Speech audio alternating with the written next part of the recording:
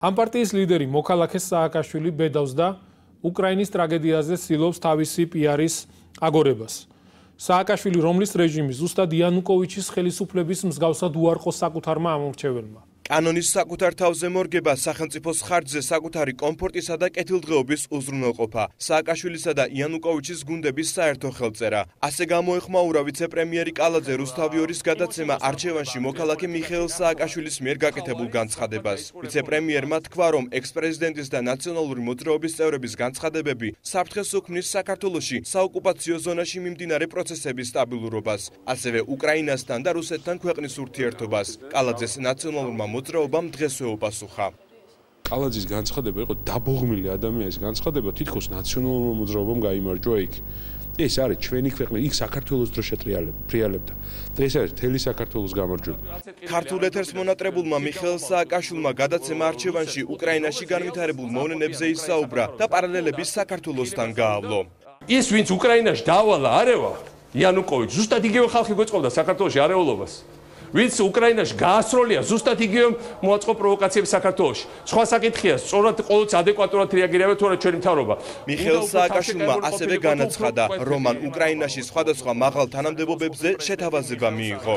პარადოქსული წინადადებებიც იყო, მათ შორის მაღალი თანამდებობების დაკავების მართლაც, მათ შორის ღიათაც და ისედაც ლაპარაკებში, მაგრამ რა თქმა უნდა, მე ასეთ გეგმები არ მაქვს. იურისტი დავით კერესელიძე განმარტავს, რომ უკრაინის კონსტიტუციით უცხო ქვეყნის მოქალაქე მაღალ თანამდებობას ვერ დაიკავებს. სამართლებრივი ლოგიკით ეს ცოტა არ იყოს და ძალიან საეჭვო განცხადებაა.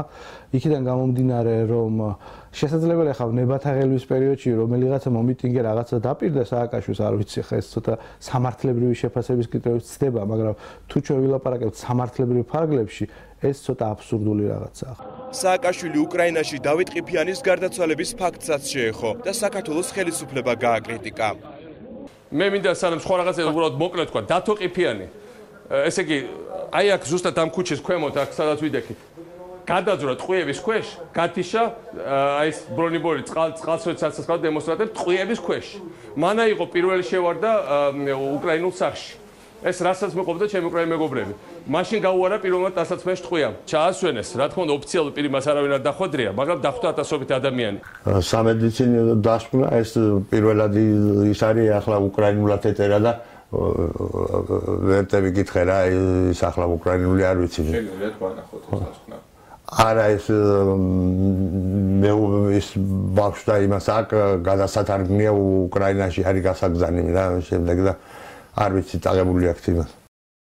ჩვენ დავით ყიფიანის მეუღლესთან შეხვედრად ვცადეთ. იაონიანი დაკვირდა, რომ შეხვდებოდა, თუმცა მოგვიანებით მობილური ტელეფონი გამორთო. დავით ყიფიანის სიმამულმა სოსოონიანმა კი სიძის გარდაცვალების შესახებ ექსპერტიზის დასკვნა არ გვაჩვენა. განაცხადა, რომ ის მის შვილს იაონიანს აქვს წაღებული. ჩვენ უკრაინაში საქართველოს კონსულსაც დაუკავშირდით. კოტე სიბიაშვილის განცხადებით, მათ ექსპერტიზის დასკვნა ოჯახსა და საგარეო საქმეთა სამინისტროში გადააგზავნეს. მისი თქმით, ექსპერტიზის დასკვნის მიხედვით ყიფიანის გარდაცვალების მიზეზი გულის ისემიური დაავადება გახდა. Თან დაკავშირებული პრობლემას იყო გულის ისემიური დაავადება და გულის კორონალური უმარისობა, რაღაც ისეთი დასკვნა.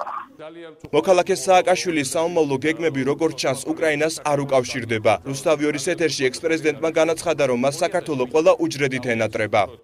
მე მივიღე გადაწყვეტილება, რომ დამესვენებია ჩვენი ხალხი ჩემგან.